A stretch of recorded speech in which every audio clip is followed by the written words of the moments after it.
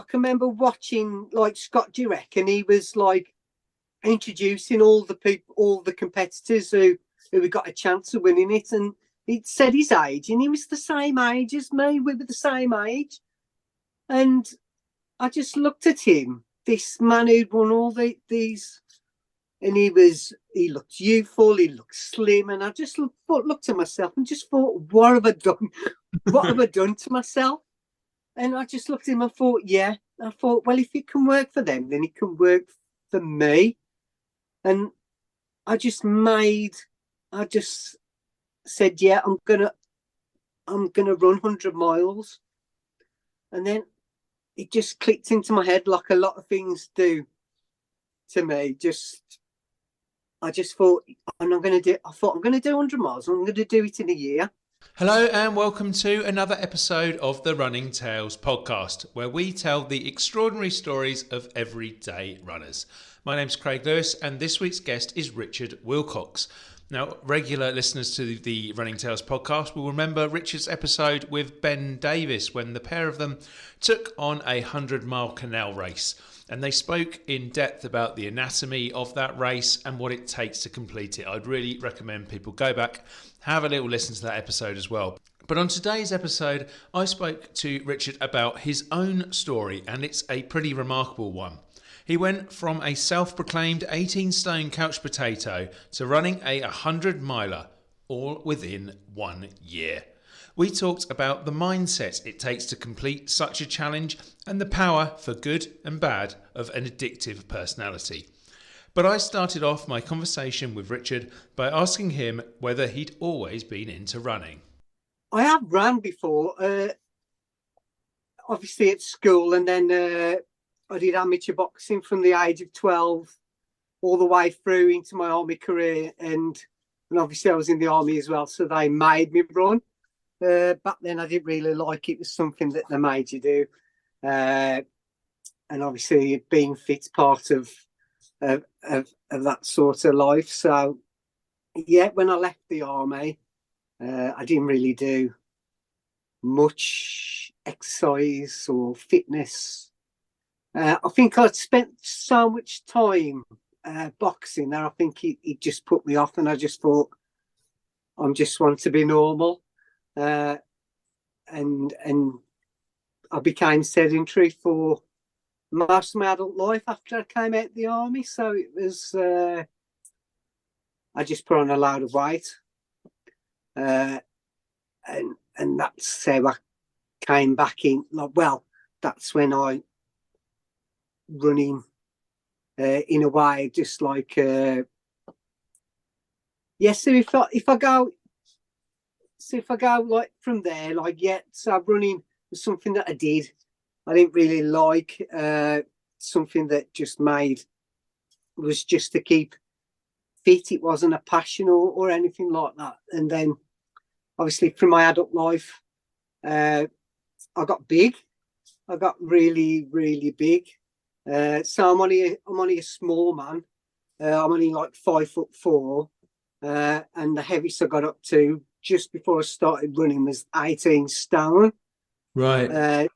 So for somebody who's as small as 80, like for people, for men who are 6 foot, 18 stone, I should imagine you're rather 6 foot. It's not much of a problem, maybe, if you want to become a runner, even that in being 6 foot, maybe to lose somebody at 5'4", it was a big problem. And because of that, I'd had mental health problems as well, due to things that I'd gone through as a child and also in the army. And so about 5 years ago, they came to the forefront of my life and were quite debilitating at the time. And so for 2 years, I struggled through. I'd done talking therapy. I'd done all the other sort of therapies, and nothing really stuck, really. And I tried and it helped, and then I'd like fall back into things again. I'm quite an addictive sort of personality, so it was like a big sort of storm, really. And then I went on holiday 3 years ago, so it'd have been August of 2020, and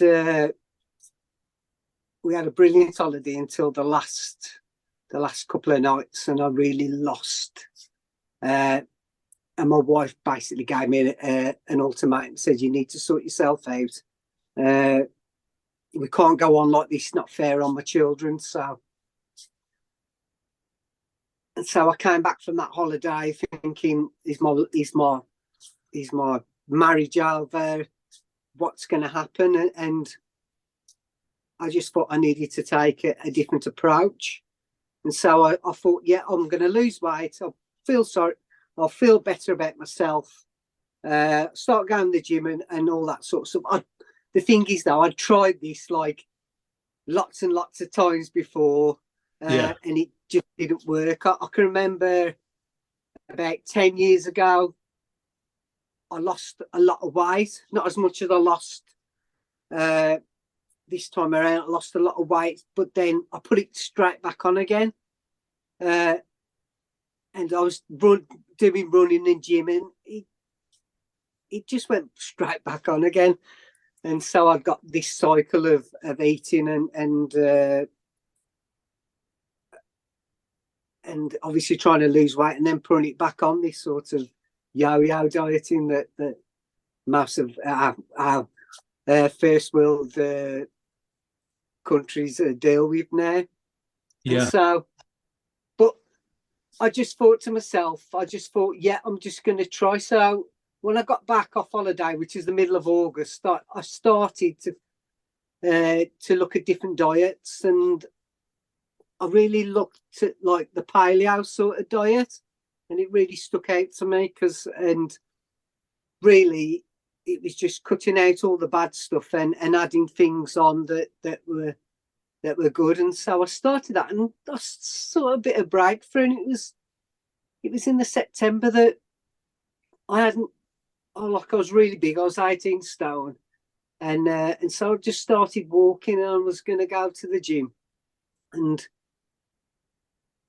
I remember sitting in my shed where I am at the moment, and I was just pottering about, but I've got a telly in here, just so when I'm doing stuff in here, I can just like watch YouTube. When you live with four women, you need somewhere to go and just they just overtake the house, and so it was my place where I could go just to be on my own. And I can remember watching YouTube, and a film called Unbreakable came on, and basically it was about the Western States that year. It was quite an old film. It's got Killian Jornet in, Al Corner, and a few others. And I thought I'll have a look at that, and I just watched it. And just from that moment of just watching it and explaining it, and then watching the freedom and those front runners, they were like more like friends than competitors, and they were chatting and running, and they were just like going down hills, and this enjoyment that they had was just like, wow, that's just like unreal. And just thinking about running 100 miles. Now, I'd heard about ultras, and some of my army friends had run them, and I'd even contemplated before, thinking, oh, that sounds like weird.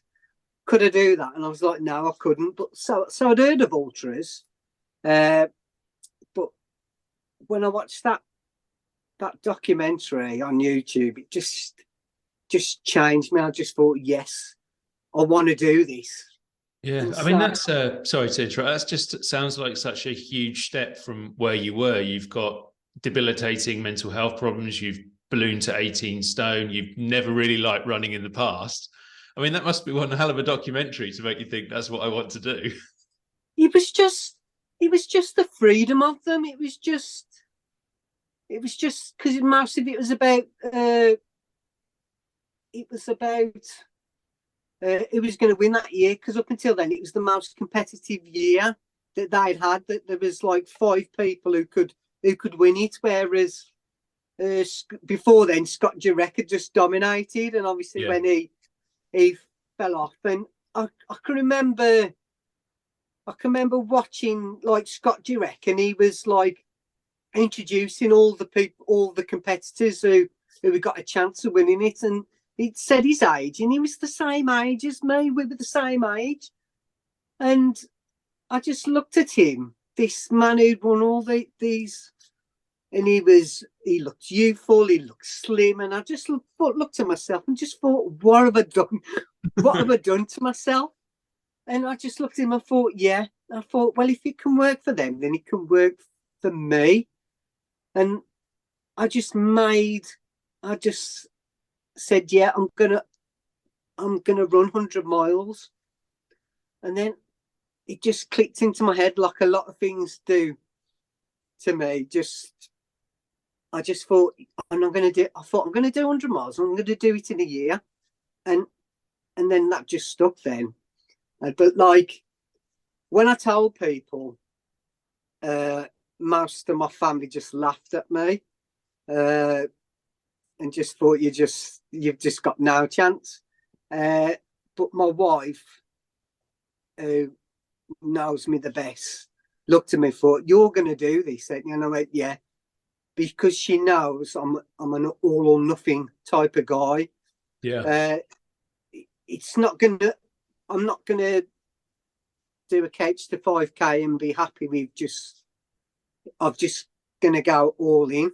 Probably the same way I imagine with a lot of people like me who come from obviously military background, but not even that, just I'm going all in, and this is like, I want this to change my life, and with an addictive personality, I thought, well, I'll be better off being addicted to ultra running than addicted to either food or drink or drugs or stuff that I've done in the past. We've come across on Running Tales a few people like that. It's incredible, this sort of addictive personality, and how it can, I'm probably somewhere in the middle, and I'm able to have a couple of beers at the weekend and eat something unhealthy, and then go for a 10-mile run, and the extremes don't get too crazy beyond that. But we've spoken to people who kind of will be full-blown alcoholic, and then the next minute they're running marathons in 2 hours 40, and there's like, they can't have an in between. They've either got to be really unhealthy or really healthy. Yeah, they're like, I think, especially in ultra running. I mean, I've only been running for years, and I went straight to ultras, so I don't really know that much about. I've not even done an official marathon, even though I've run 30 marathon 30 days.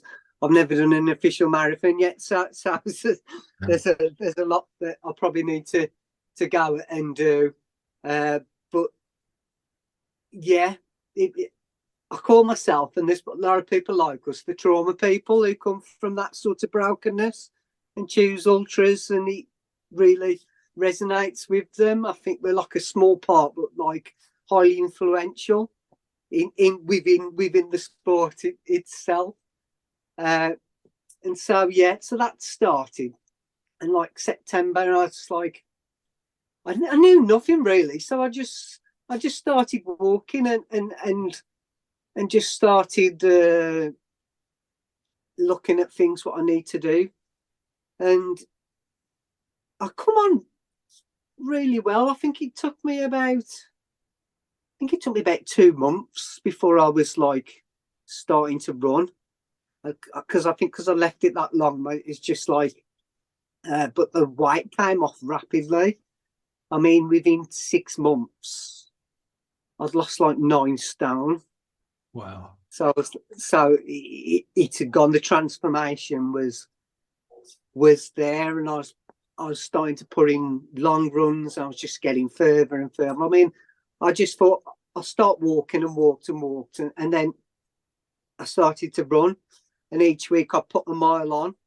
Yeah. And so I just started doing that way. And once I got up to like 7 or 8 miles, which I was doing a day, I was doing a long run a week. And I can remember getting up to like 32 miles, but still didn't have any plan of.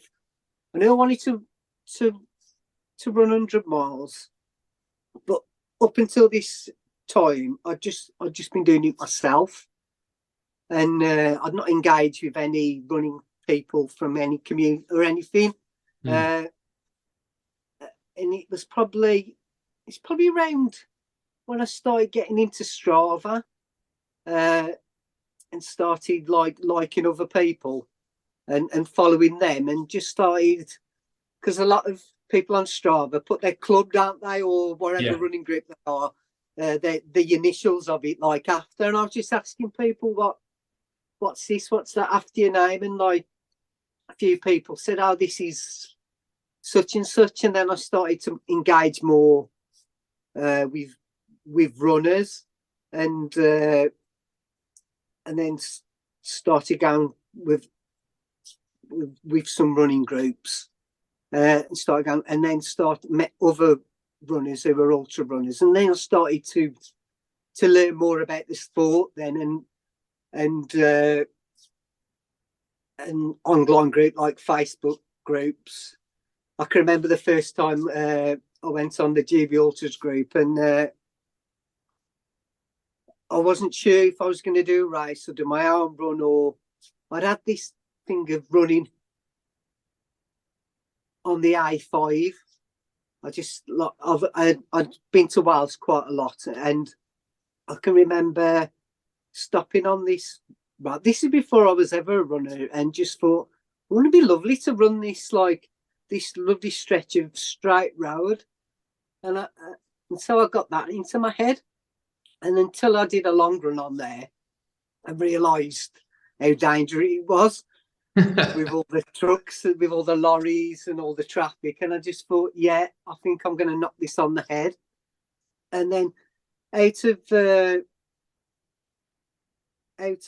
one of the running clubs that I belong to, a man who was starting out, I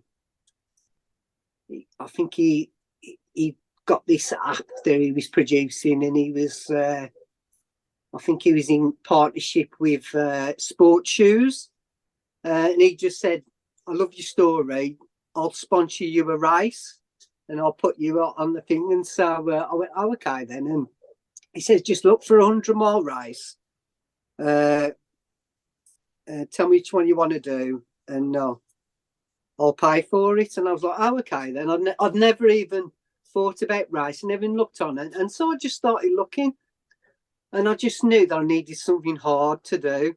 I just thought, I'm putting myself through all this. It's got to be something so I just went out and looked for the hardest race I could find. And the one that put me eyes was GB Ultras, Snowdon 100. So I thought I'd pick that.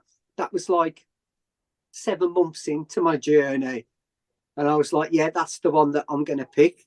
It wasn't until then that I realised that you can't just go and book yourself up to an ultra and run it. There's obviously a lot of races, you've got to at least run a 50-mile first, and I didn't realise that. Yeah. So I remember going on the website, booking it, and then looking at the small print, because I just went and booked it, and then that was it. And I just looked at the small print. It says must have run a 50-mile race before, or going to run a 50-mile race before obviously turning up to the start line. So yeah, we had a chap on here recently, Joe Thomas, who did a 100-miler, and he did exactly the same. He was like, oh, I've got to do a 50-miler and I've got to do a marathon to qualify for the 50-miler. So he ended up having to do these 3 races. I didn't qualify for the 50. I just went and did it. So I can remember going on GB Ultra's Facebook group and put is Snowdon 100 okay for your first ever 100-miler? And I had all these like smiley faces, and I was like, nah, you shouldn't really pick that one for your first one. And it was like a bit of a joke sort of thing, and I felt really naive. But then that put like a fuel in my fire, because I thought, I'm gonna go and do this now, just to prove these people who I didn't know that I'm gonna go and do it. And so I picked a race down on the Brecon Beacons with limitless trails. They're 50 miler, and so I turn up there. Got the race, GB Ultra race in September. I think I turn up there July time, and so that's my first ever race. First ever like runners outside people who live locally who I've ever met before. And so it's just out of COVID, so there's not many people there as well, and it was just like a baptism of fire. I think the furthest I've run on a long run was like 32 miles, and I just winged it, to be fair. And it was a 50 miler, quite hard. Brecon Beacons with 12,500 feet of climb, and so I just did that, and just I think I got to like 35 miles and just totally. Luckily, I'd met a couple of people before the start. One who became really good friends with, Ian. I told him my story, and he was like on the start line. It was just like, don't go out full force. He's just like, just take your time. And I can remember starting out, and we lost each other.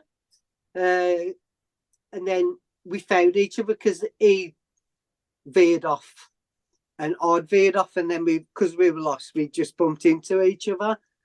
And then I ran around with him and tried to keep up with his pace, but he was like, I learned so much just from him, and about eating and fueling on races and that. But then when I got to 35 miles, it just went, nothing worked. So I walked the last of that in. Luckily, I met another runner. He was training for Ultra Trail Snowdon and then for UTMB. Who had done 100k beforehand the week before, and then was doing this 50 mile. And luckily, Robbie's name was. Luckily for me, he's normally like finishes top 10 and top 5, and he podiumed on some of GB Ultra. But luckily for me, that day he had a really bad day, obviously doing 100k the week before, and then obviously I ran walked the last 15 with him, and I don't think without him, I don't think I'd have completed it. But yeah, I did it in I think it's about 16 hours. So that was my first ever race that I'd ever done, was a 50 miler. Looking back at it now, I think it must have been crazy. Must have been crazy, but it was just such a wonderful experience, and that was like the first experience of ultras. And yeah, and just quickly, because that obviously moved on quite quickly, very quickly from the start, from where you were. But were you by that point feeling, oh, actually, I really do love running now, and also it's making me feel better? I think it was one of those things again. I was just tunnel visioned. This is what I was going to do.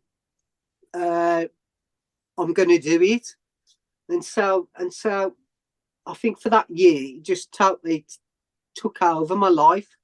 My wife is okay. She knows what I'm like. She knows that if I'm doing something, that I will live and breathe that.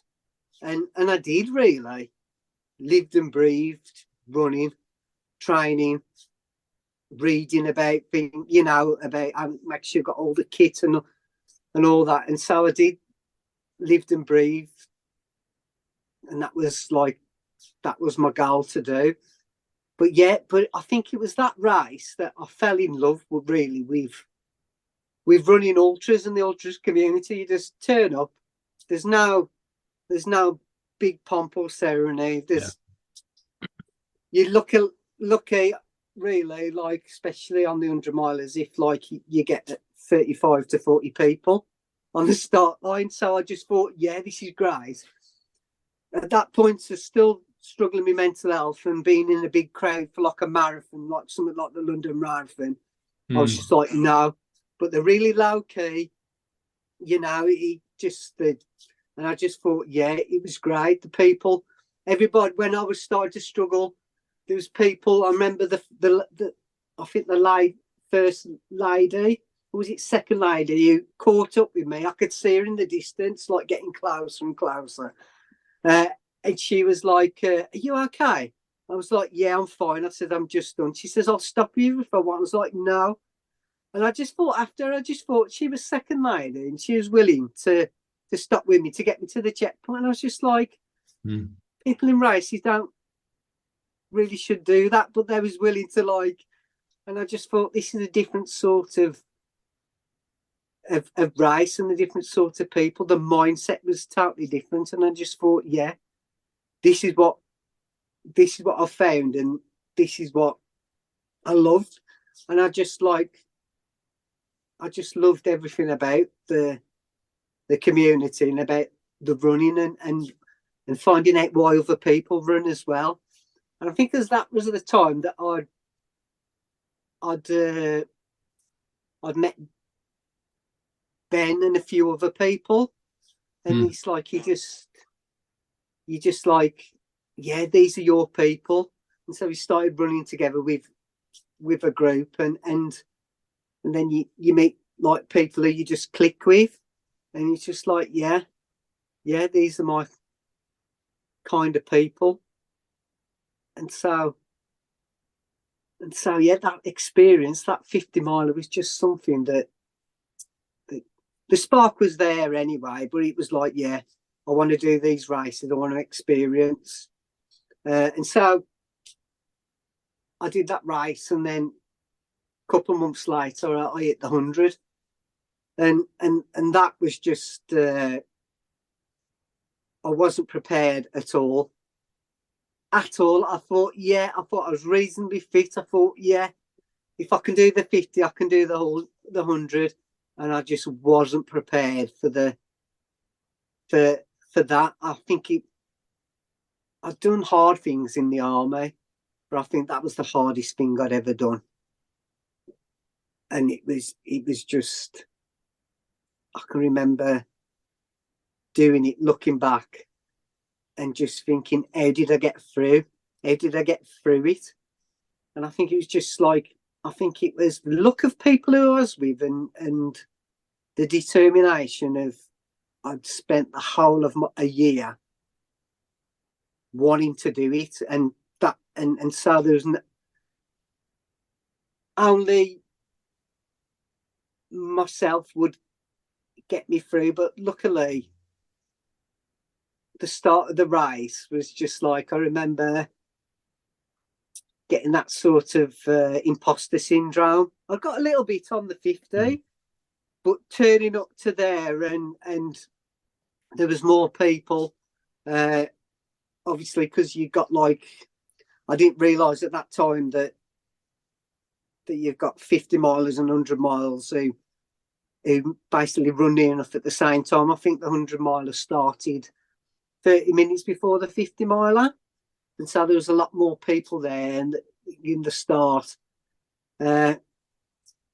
So yeah, I remember starting and was just like, I ran off too fast.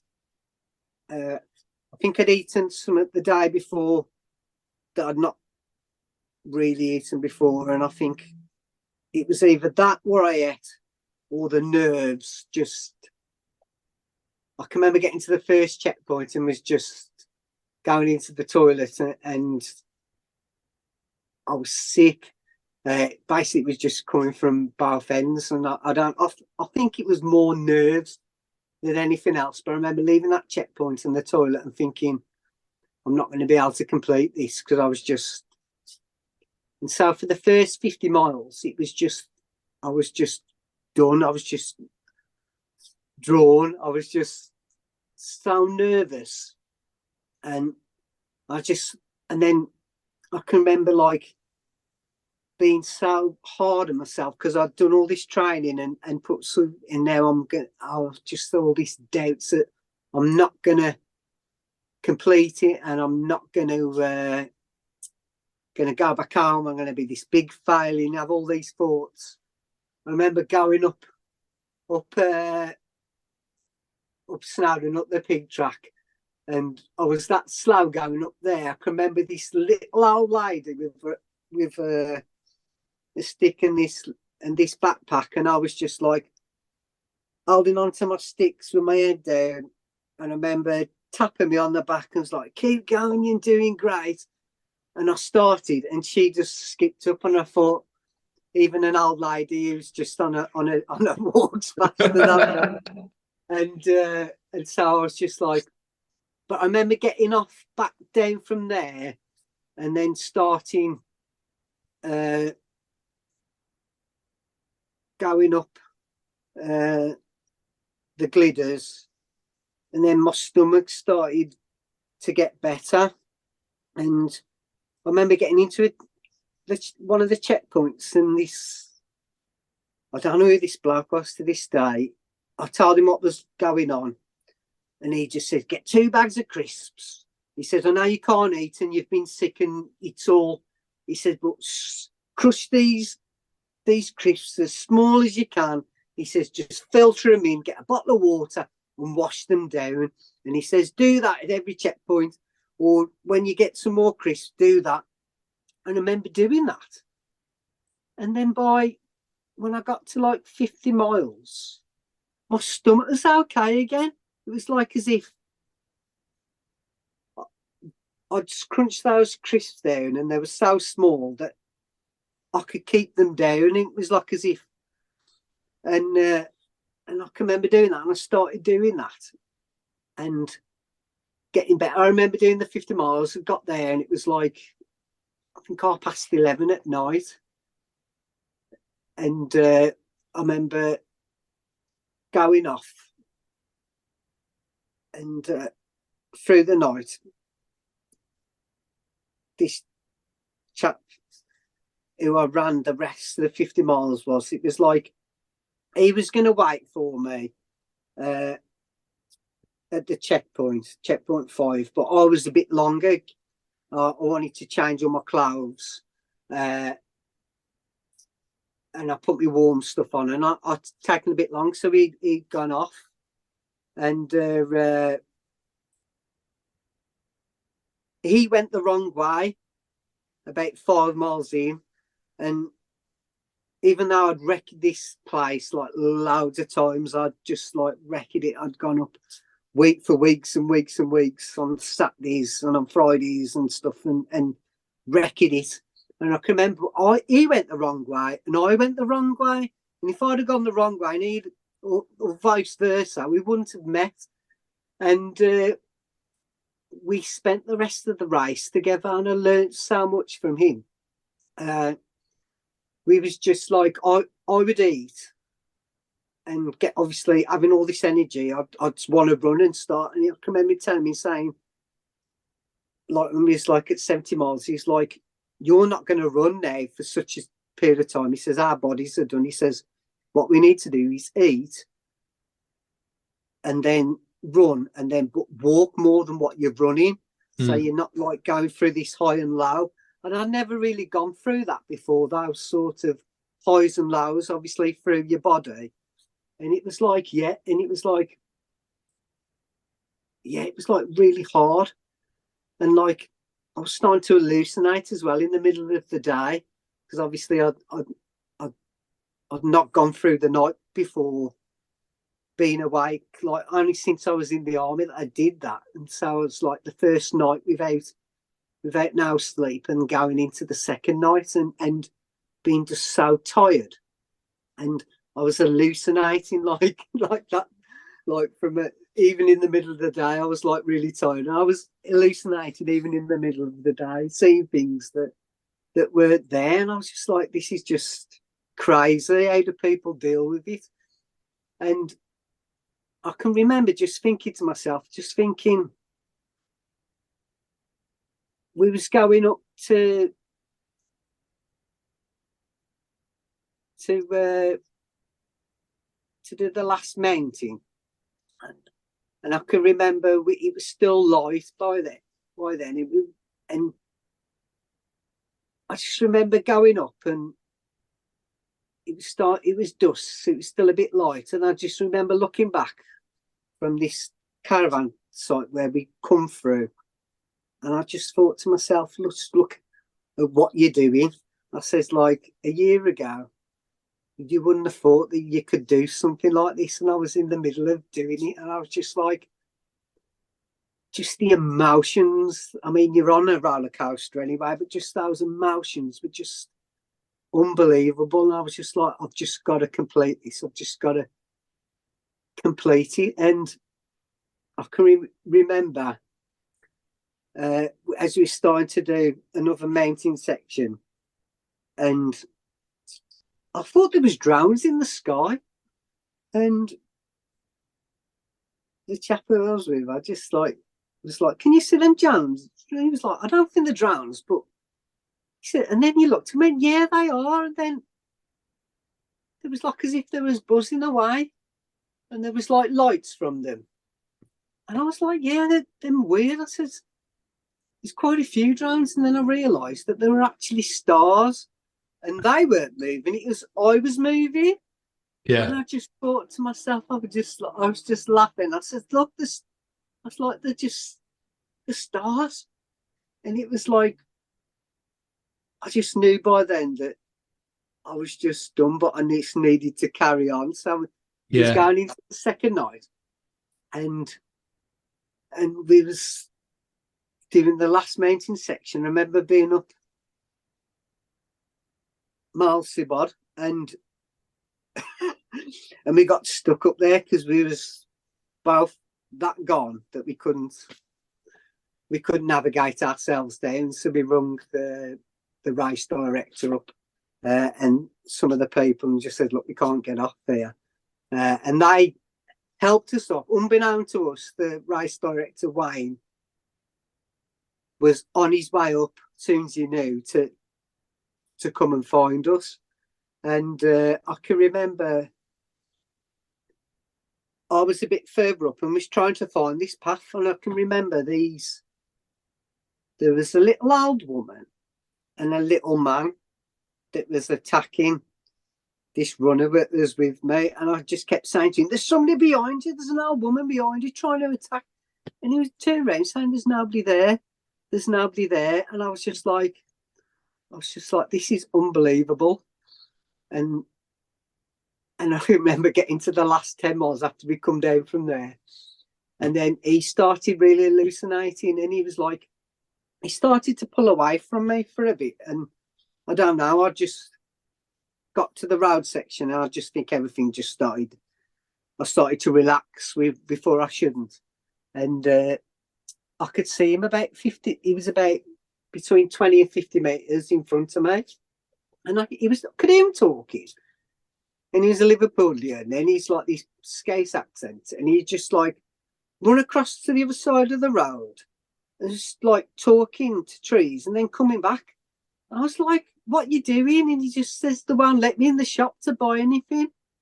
And I was just in fits of laughter, because he did that all the way down the road as he was going back into Betsy Coward, and I can remember he pulled away by this time, and I think he was quite in far in front of me, and I can remember looking at my watch and thinking, I read the time on my watch wrong, and so instead of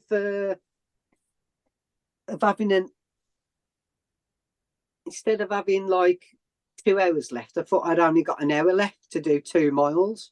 Yeah, I looked at my watch, read it wrong, and the part going back into Betscoe, right by the river, is really technical. I mean, it's like there's roots.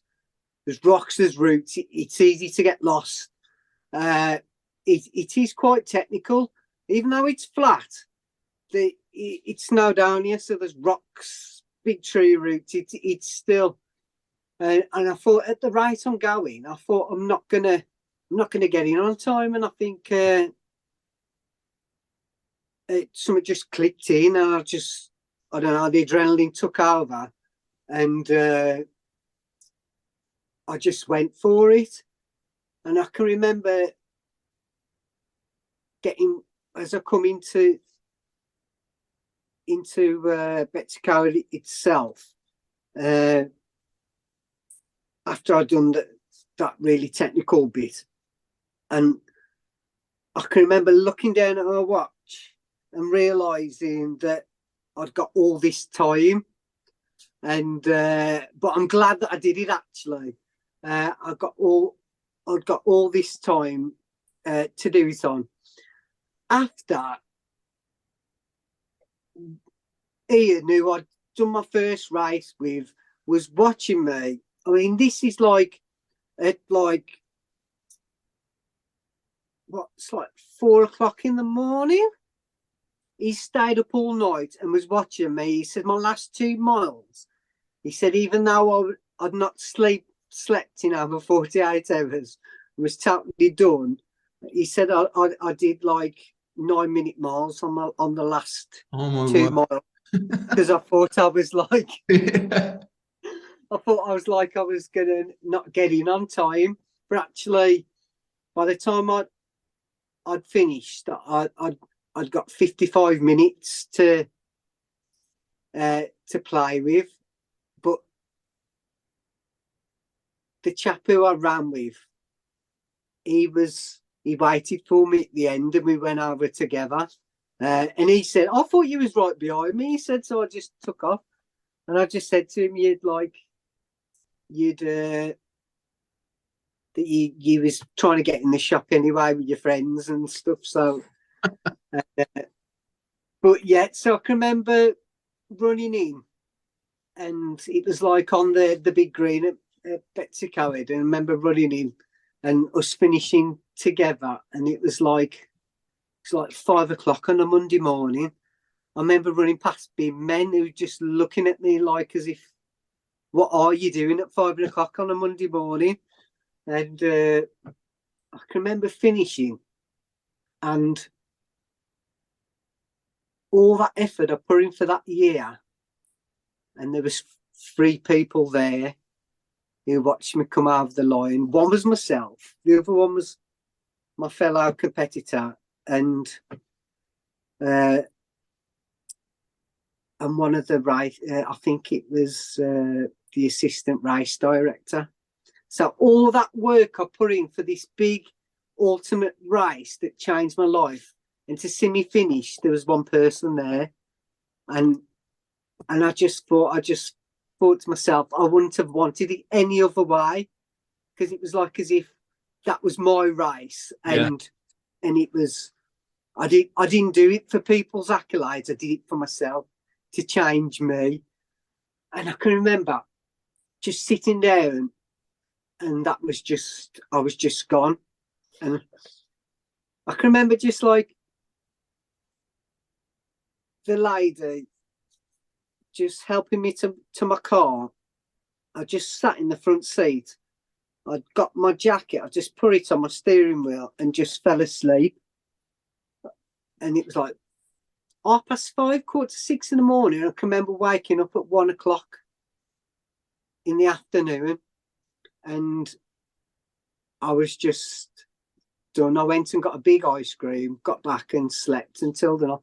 But unbeknownst to me, all this just Twitter, Instagram, Facebook had just come alive, because the people had, like, all the people who I met on my journey were telling other people, and I just got all these people watching me, like willing me all through that weekend.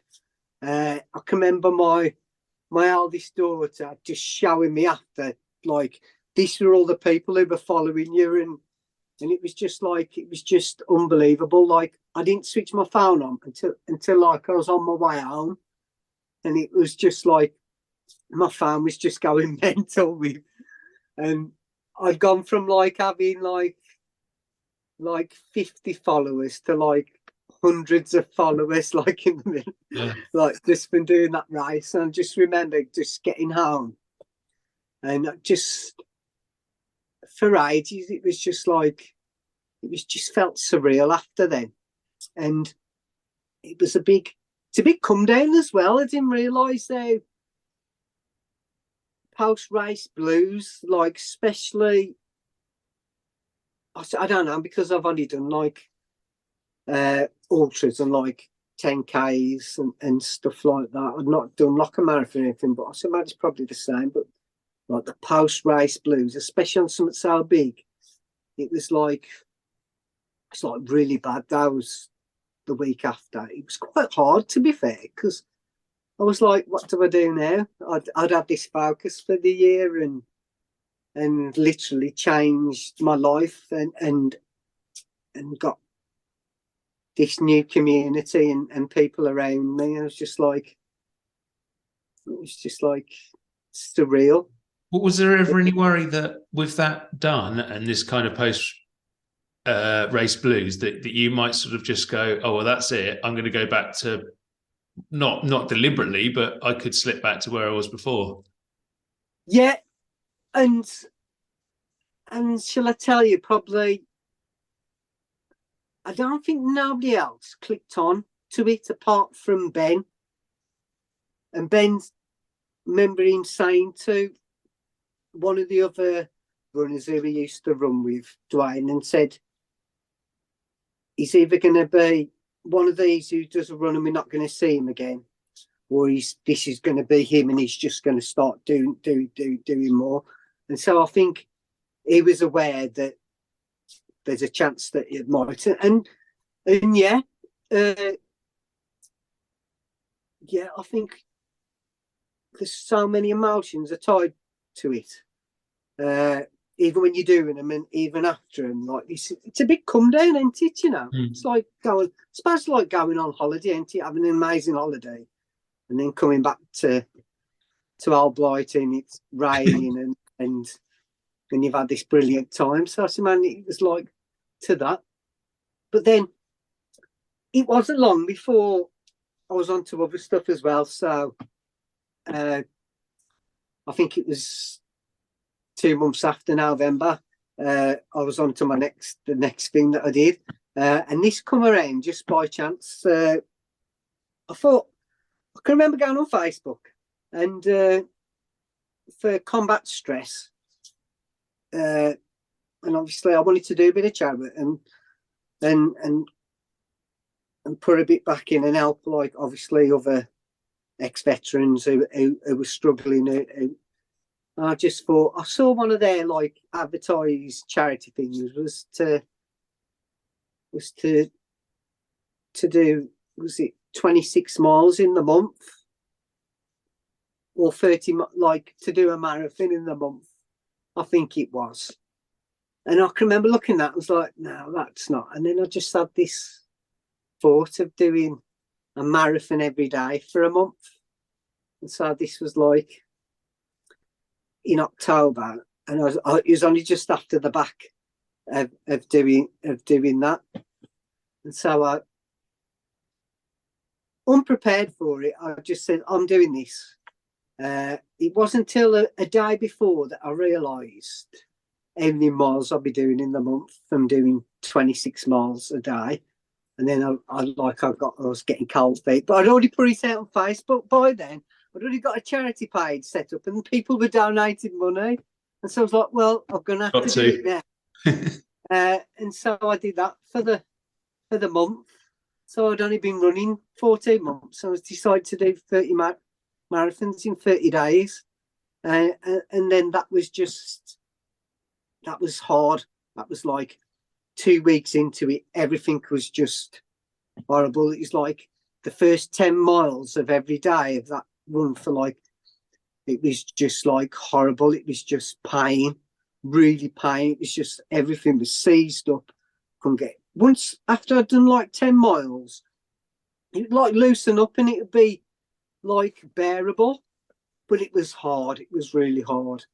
And because I was new to the sport, I was like, I'd run on Cannock Chase where I'm from. Well, it's like woodland. There's lots of hills. So I was like clocking up like 2,500 feet for each marathon every day. And it was like I got halfway through and I was like, I need to start doing some more flat, else I'm just gonna die Yeah. else. But I remember looking back at the end of the finish, and I think I'd done like 60,000 feet in the month. And so I was just like, yeah, so I did that. I remember like by the third week, my body adapted to it. I was really slow. I just got slower and slower and slower. And so like I was running flats by the end, and it was like taking me six hours, sometimes a bit longer. So I got really slow. But my body, I don't know, I just think it was like it must have thought, you're not going to stop doing this, so I need to adapt. And it was like as if it sent like all these, and nothing was hurting anymore. It was really weird. It was Yeah. like the day before, everything hurt. I was contemplating not going on. I remember waking up in the morning and nothing hurt. And I was like, this is really weird. And I remember doing that run that day, and I think I'd completed it in like 5 hours. And like the week before and the days before that, it was over 6 hours, sometimes 6.5 hours. And I was like, everything's fine. It was like really weird, and I learned so much. And I just to myself, like, if you put your body through it, it will adapt. I think that's definitely something which I've heard from people who've done multi-day events before, or done these crazy sort of runs across a continent or a joggle or something like that. And they tend to say, you know, a week in, 2 weeks in, the body seems to just break down and give up. And then suddenly the next day it goes, you're not going to stop doing this, are you? So I'd better carry on. And then it kind of seems to work again. But I just want to sort of finish off by asking one final question on, because we've heard your sort of journey from nothing to 100 miles and to starting to embrace running. And just finally, I wanted to ask you, how much has, because I know you've done loads and loads of other stuff, but how much has running sort of changed your life? Yeah, like, it's like it has changed my life. I think more than anything else. Well, I think for the first 3 years now that I've done, where I've maintained this weight, whereas I'd not done it before since I finished the army in my adult life.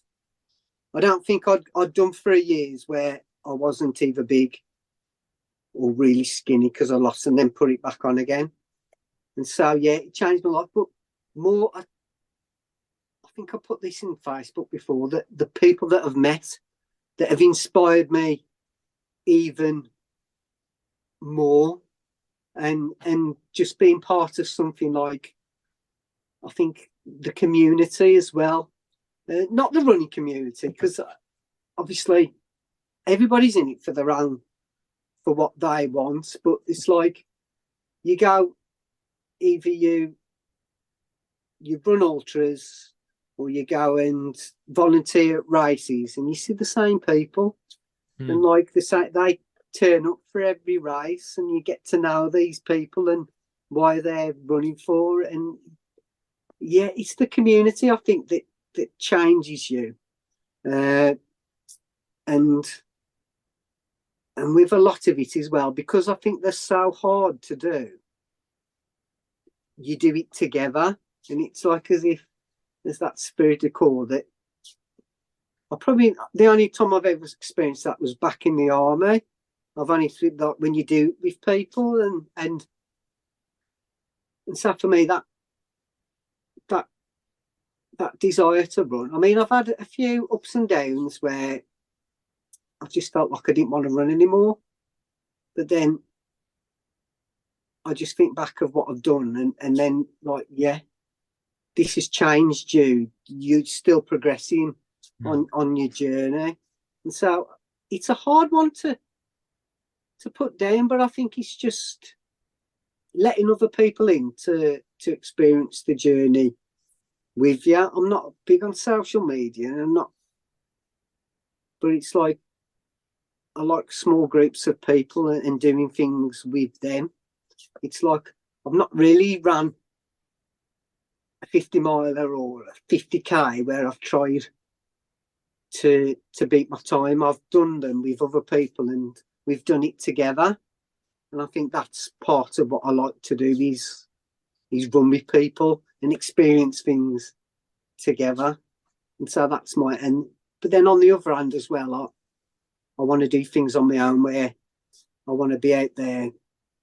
I like the idea, and I'm going to probably do them in years to come, of doing unsupported runs on your own where you've got to get from A to B and do a fastest known time or whatever. I mean, it's not so much the time, it's the doing it on my own and going through the experiences of no help. That really goes into what I want to do. But I like to do anything that's hard, and I think what I've learnt as well is that sometimes it doesn't go your way either.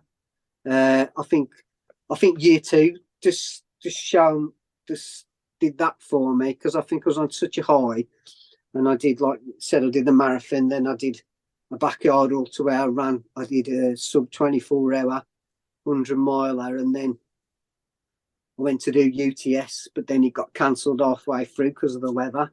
That put a block on me. But then I had a couple of DNFs in that year as well, and then I've had DNFs this year. And then I think as well that realises that these things are hard to do. If your body doesn't want to do them, it'll shut down and not do them. And I think it's given me a better way of coping as well. Maybe with life, in that you do this thing and it doesn't go. And it's like the first time it happened, it was like it really rocked me. And then now I've had 4 now DNFs, and now it's like I see it's part of life. Sometimes life doesn't go well, and things don't go your way, and I think it's just like, yeah, that's another coping thing. And I can remember doing the Canal Slammy Ben, and obviously DNFing on 2 of those, and then I can remember on the way home thinking to myself, after the last one, I've achieved a lot. I've done things that maybe other people wouldn't have contemplated at this, such being so new to running. And I was just like, I've achieved a lot, so why am I being so hard on myself? So what if my year hasn't gone to plan? I haven't done enough. And so for me, it's like, yeah, it's something that I'm probably going to do until I can't.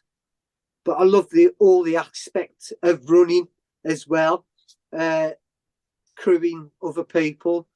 It's like out of year 2, where I had these DNFs, I helped Ben on complete his goals, and how important it was he's helping others to complete their goals as well. And then I went and started volunteering at races and saw the other side of it. And I like that just as much as I like running.